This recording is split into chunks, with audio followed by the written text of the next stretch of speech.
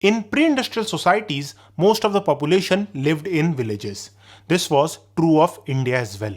These villages of pre-modern India were the backbone of the kingdoms and empires that ruled different parts of India. In this video, we will look at villages of ancient India and find out who controlled them. If we start with the Indus Valley Civilization, we find that because of lack of sources, we do not know what kind of governmental setup existed in the villages of Indus Valley Civilization.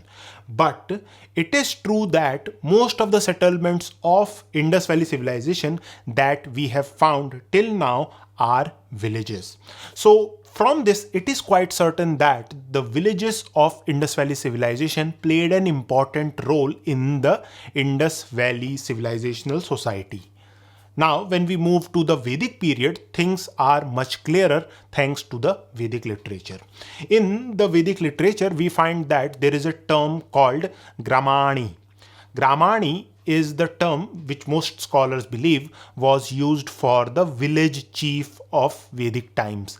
And in the Vedic literature, he is shown leading the village militias, which means that one of the primary tasks of Gramani was to defend the village and to lead the military contingent of the Vedic village. Now, because in the Vedic literature, the role of Gramani has not been discussed directly, we do not know what kind of other roles that he had to perform. But it is clear that the position of village headman was held by one of the most influential person of the village. Now, when we move to the post-Vedic period, this was the time when the monarchies were emerging in the Gangetic plains. And during this time, this position of the village headman or village chief had come under the control of the king. One of the main jobs during this time for the village chief remained the protection of villagers. But we see that there were other duties which he had to perform. For example, we are told that he enjoyed some judicial powers as well. There are references which suggest that he had the authority to issue orders prohibiting the slaughter of animals and sale of intoxicating liquids. As I have mentioned earlier, during this time, the village headman had come under the control of the king. And we can see from the different literary sources how important these village chiefs or village headmen were for the king.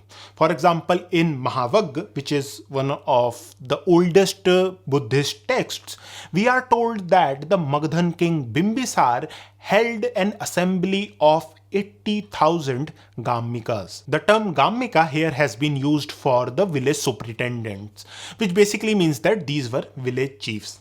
The number 80,000 which has been used in Mahavagga is certainly not the exact number, but it does show that for an ancient Indian king like Bimbisar, the support of the village headman was necessary in order to ensure that his decisions which he was taking from the capital will percolate down to the village level. Another important text of the ancient times that tell us about the role of village chief is Kautilya's Arthashastra.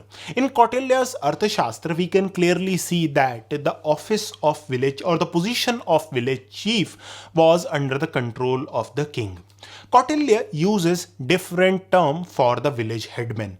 Terms like Grammika, Gram Mukhya, Gram Swami has been used. Kautilya in his Arthashastra also tells us how the state paid these village headmen. In early sources, we see that this type of information has not been given.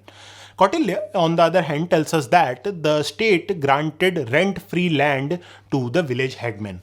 Rent-free land here basically means that the land was tax-free. So the produce of the land belonged to the village headman only. The state or the king did not take a share as taxes from this land. Now, when we move to the post-modern period, we see that Kautilya's view has been echoed both by the Dharma Shastras and the Dharma Sutras. For example, in the Vishnu Smriti, we are told that the village headman is under the control of the king. Interestingly, we are also told that this office or this position of the village chief is hereditary. So basically means that the son of the village chief will become the next village chief. Although in most of these texts, the power of the village headman has been clearly defined, but we see that there is an element of apprehension towards him. This apprehension or fear is best reflected in Manu Smriti. Manu believes that since the village chief had the power to issue orders, so basically he has some judicial powers and he can also collect taxes from the villagers on behalf of the state or the king. So he has some fiscal powers as well. So because the village chief had both judicial and fiscal powers, there is a potential that this growing power of the village headman can weaken the authority of the state or the king over the villages. That is why Manu recommends that a king should appoint officers to check on the power of the village headman. This desire to curb the power of the village headman also led Manu to go against the view of Kautilya. As I have mentioned earlier, Kautilya in his Arthashastra tells us that the king should grant tax-free land to the village headman as form of payment for his job.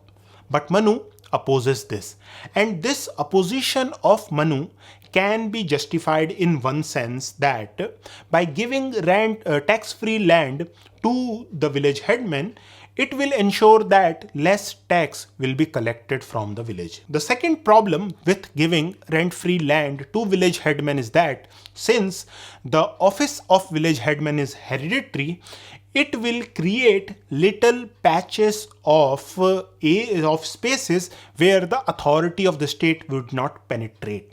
So it basically means that it will create little kings. Now what do I mean by little kings? Let me explain. Suppose there is a village headman and he has been granted 10 acres of land by the state.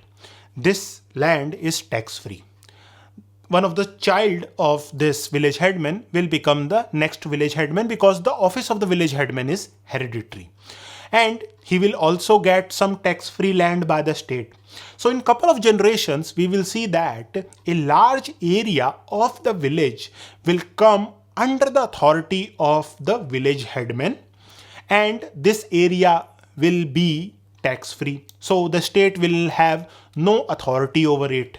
And because the village headman has some judicial powers, so he can issue orders, which basically means that we have created a small king in this locality. So that is why Manu opposes giving rent-free land to village headmen. Now when we move to the post-Gupta period, we see that in northern India, in the literary sources and also in inscriptions, the references to the village headmen are very few.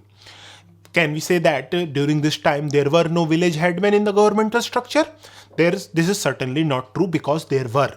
But it is quite likely that during this time in the governmental structure, their role had considerably weakened. Could it be because of the growing decentralization that northern India experienced during this time? We do not know. But what is interesting is that if we look at southern India, we find that here the story is completely different.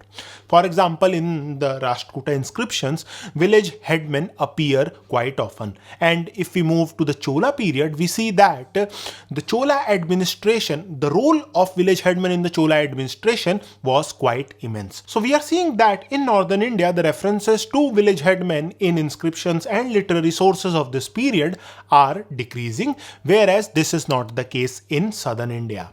Now, there is no clear answer to this question as of yet, but I would like to know what do you think might be the case. And if you have any thoughts, do leave it in the comment section. If you like this video, do subscribe to this channel. Thank you for watching.